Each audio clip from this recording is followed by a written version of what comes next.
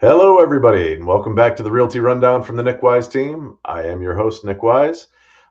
This week's episode is a little different. I should mention, of course, I've got Nathan with me, That's as right. always, but it's a little different, not because of that, of course, but because I'll be headed to Washington, D.C. To meet directly with Congressman Rudy Yakym, and I won't be alone. I'll be leading a team from all over Indiana's second congressional district, basically to provide the congressman with examples of issues that are facing Hoosier homeowners, and then to help him get some ideas as to how we can fix them and how we can address those issues. Yep. And I'll be sticking close to home, but I do have some questions for you, Nick, about Mhm. why you're making the trip, what's on the agenda, and how it affects every homeowner listening. Yeah, so the short answer is I'm going out there because I get to go to a bunch of free dinners and I get to go to banquets. um, that is kind of nice, but that's obviously not why I'm going out. They don't hoof the bill because Nick needs to eat.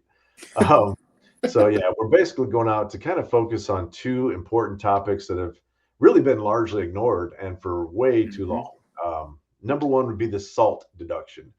And if you're sitting there thinking like, yeah, I'm trying to reduce the salt intake in my diet too, not what we're talking about. So for these purposes, for tax purposes and legislative purposes, SALT, SALT, stands for state and local tax deductions. The D is silent, I guess, deductions. And then the number two thing we're going to be talking about is outdated capital gains tax exclusions for homeowners selling their primary residence. Yeah. So let's start with SALT for the people out there who aren't tax policy junkies. What is SALT? What is a SALT deduction? Why does it matter?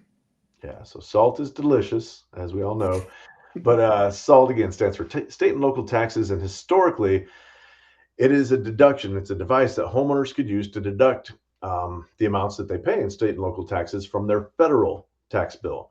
So in 2017, tax law was introduced, and these deductions were capped at $10,000. They were capped at that no matter what you actually paid. That was the Mm. deduction that you could take was $10,000.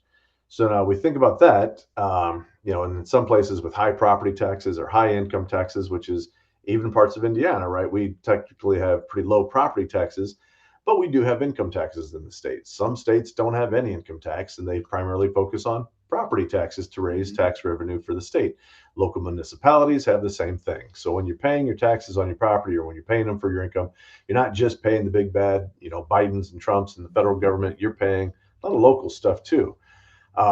So, in many situations, people are paying, 12,000, 15,000, and up from there. But you can only deduct the $10,000. So it's a big hit, especially for our middle income homeowners. That's really who seems to be hit the worst with this. So basically, it penalizes people who are already paying more than their share today. Yeah, yeah. When you break it down, like who is the middle income homeowner? That's a lot of your business owners. They're paying taxes obviously for their business, and then because their properties are traditionally appraised at a higher value or assessed at a higher value, I should say, they're going to have higher tax, payments already for property taxes, and then of course their income taxes are going to be a little bit higher too, because they're in a higher tax bracket there. So, I think it is fair to say that they're paying more than average. Is it more than their share? Well, maybe. And so that's why this deduction is being looked at again, trying to make sure that it, stays in place, and maybe we can even increase that cap, or maybe we eliminate it altogether. Yeah. Uh, So that's, yeah, go go ahead. ahead. Finish up. You Well, good? yeah, I think that kind of covers what the salt cap deduction is. It's a reflection kind of what people are paying in those state and locals. Yeah, for sure. And I also know they're pushing to raise the capital gains tax exclusion for homeowners as well. This one's huge. Walk us Yeah. through it. Yeah, so this is a problem that's been in place for quite a while now. The salt deduction that we talked about, that was in 2017. So, at the start, kind of Trump era presidency and some of the tax breaks that we saw on that, that platform. This one goes all the way back to 1997. That was the last time that the capital gains tax exclusion for homeowners was adjusted or raised. So, Nate, I know you haven't been in real estate since 1997, neither have I, but I don't think you need to have been in real estate to know that home values have increased dramatically Yeah. in the last 30 years. We're talking about Yep. almost 30 years, where we've seen home prices double, in the last 10 years, 15 Hmm. years for sure. In the last 30 years, they've obviously gone up even more than that. So right now, if you sell your primary residence, you're living in your home, you sell your home, you can exclude $250,000 in gains as an individual or $500,000 as a married couple from these capital gains taxes.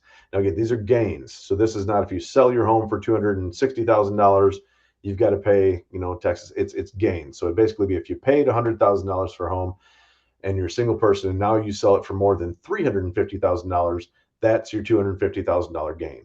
And again, these are big numbers. You're like, wow, my goodness, who's gained that much in value? A lot of people have, a lot of Hmm. people have. And these are your primary homes. These are not investment properties. This is mom and dad's home that, maybe they're reluctant to put on the market because they're looking at this and saying, okay, we've got other issues, the higher interest rates when we buy something new. We love our refi that we did 4 years ago. And then you've also got this tax that they're going to be hit with, for basically capital gains. So it's just another thing that reduces the amount of people that are willing to sell, that are willing to make a move, even if they technically would like to. So really, everyday homeowners, what we're talking about here, but especially those retirees, especially those longtime Hmm. homeowners, they're getting taxed on what's really just a normal appreciation of value. Yeah. And again, just to reiterate, it's going to discourage people from selling because they're afraid of the big tax bill. Yep, yep. And even though I think we just talked about this, you and I did, Nate, off camera a little bit, Hmm. inventory is rising. It's still about half of what it should be in a normal market. So with a tight inventory market, this is just another way that we're looking at to say, hey, why don't we go ahead and do something to, to increase this or modernize this capital gains exclusion and hopefully bring some more homes on the market that are really ready to come on the market in a natural cycle, but people aren't putting them up. Yeah, exactly. And you're not the only one fighting this fight. So I assume that NAR's legislative team is also helping with this as well. Yeah, yeah. NAR has been awesome. The National Association of Realtors. That's why I go out and do this every year. I'm going to be joined by, like I said, a bunch of other realtors who, some of them go of their own accord and they pay for the whole thing themselves.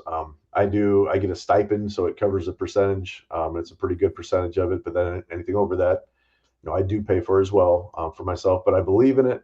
Um, I know the work that NAR does, as far as you can call it what you want, but it's lobbyism, but they're Hmm. lobbying on behalf of homeowners. And I feel very confident saying that now that I've done it for as long as I have. I don't think I've ever gone to one of these meetings and said, hey, we really need to get out to DC and make sure we're protecting our job as realtors. That's Hmm. never once come up. That's never a topic that we're like, we want to address this. It's Hmm. always about how do we protect homeowners? How can we increase home ownership? What can we do in these, with new bills that may be proposed? And I will say I've gotten, some feedback already from NAR, the National Association of Realtors. There is now this first draft of this tax reform bill. Nate, I don't know if you've seen the name that's kind of being thrown around at it, but the one big beautiful bill. It's a beautiful bill. It's going to do a lot of beautiful things. Yeah, that's my It's a good Trump. impression. I'm It's actually getting impressed. better. It's getting better. I work on it a lot. So, um, but no, that's really what this is. And NAR is looking at it, and their direct feedback to me was, hey, we feel like this is a very Hmm. positive bill for real estate. Good. So we love that. Again, it's early. It's not been obviously included in the tax code yet, but it does contain provisions that will review and modernize these tax exclusions and bring some fairness back to the code. Really, that's what it's about. We don't need to necessarily help the people at the very top levels. We need to help the people in the middle on down. And that's what these things can do and will do. So we've got momentum right now. Obviously, again, it's got the support of the real estate agency, the National Association of the state and locals. But we are going out there to make sure our representatives understand the urgency to get this done now. We don't need to wait another 4 years or longer when there's going to be new tax legislation to be reformed. We need it included now. Yeah. So when you sit down with Congressman Yakym, what's the message? Yeah, so one of my, I always over prepare. I tend to over prepare for everything because I'm just that way. But one of my main jobs, I guess, of going out there and leading this team is just kind of that lead. To kind of fill in holes as they need to be filled in the conversation because this team that's going out with me, it's probably going to be somewhere between 10 to 20 people. Oh, And nice. it's typically, I mean, they're there because they understand what's going on. They're rehearsed. We ask them to kind of bring a story, like, hey, do you have an example? And I've got one locked and loaded myself. Like, hey, this is a couple that has been in this home for 40 years. They're not selling it in part because of, the Hmm. capital gains exclusion not having gone up. So that's what we're kind of trying to do, is bring those stories to light, put them in front of our representatives so they can see how this affects the backbone of the American public, and creates that American dream for more Mm-hmm. people. Because again, we get more homes on the market, we can stop with some of the inflation that's been Yep. experienced in the housing market, making homes more affordable for everybody. I think you agree with me too, Nate. I don't see, and I haven't seen for a long time, that home prices are going to pull back. But Yep. maybe if we can just prevent them from going up 6, 7, Right. a year, we'd like to stick it around 3, right? Stick with the Yep. rest of inflationary numbers. Right around 3% is good. Yep. That's a good increased value on your home. If you just sit there and own your home, you make regular payments, you do Right. nothing else. At the end of 30 years, 3% increased value every year ends up being a lot of money. Oh And yeah. that's people's nest egg, right? That's the money you're going to use when you go to retire. And maybe you do get that last home, or whatever you may end up doing. That's what homeownership is supposed to be for. That's why it's such a big part of the American dream. But to directly, I guess, answer your question, so I'll be Mm-hmm. asking to support raising those capital gains exclusions, repeal or reform the SALT deduction cap.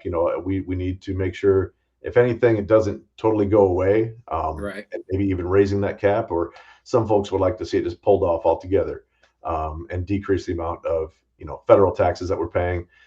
With the way that the federal tax legislation is looking right now, I don't think they're going to pull it off Yeah. entirely, because we're still, unfortunately, adding to our deficit. Yep. When I talk to Congressman Yakym a little more privately, I'll probably ask him how he feels about that, because he's a very fiscally conservative person. Yeah. I think he's an awesome congressman because of that, and he is smart as a whip. So he gets it, and he's going to be easy to talk to about those things. And I have a feeling he would have liked to have seen more fat getting trimmed.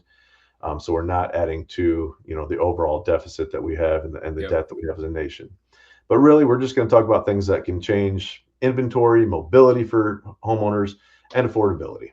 That's really what it breaks down to. And I think it's awesome. I'm really proud to be able to represent the community and do this, and I'm passionate about it. I love what I do as far as everyday real estate, and having the opportunity to do this, it's very unique.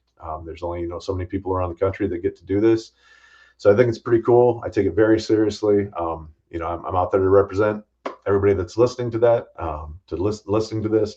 If you're a homeowner, even more so, it affects you, or you hope to be one. I'm out there fighting for you guys. I'm not alone. Yep. And if you're a fellow realtor, don't underestimate the power of local voices in national conversations. Yeah, no, seriously, don't. We have RPAC, the Realtor Political Action Committee, that we raise funds for every year. I'm a part of that as well.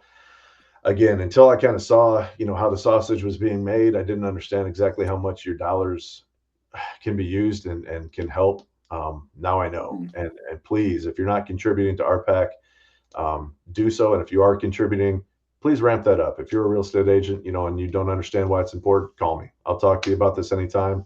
There's plenty of other people. If you ask around the Elkhart County Board of Realtors, South Bend Association, all of them, there's a lot of people that have been doing this and that understand why it's important. So I think that's it, Nate, unless you had Yep. any other questions. No, I think that's it. All right, guys, we'll call it a day there. Wish me luck in DC. Tell me not to eat too much at these banquets and to stay safe and all that stuff. But guys, I'm excited to go out and represent everybody. So looking forward to it. Thank you all for tuning in again. This has been a fun episode for me of the Realty Rundown. I'll keep you updated when I get back on how things went in DC. And just remember, in the meantime, Nick knows, get your wise supplies. That's We'll right. see you next time, guys. Thanks, guys.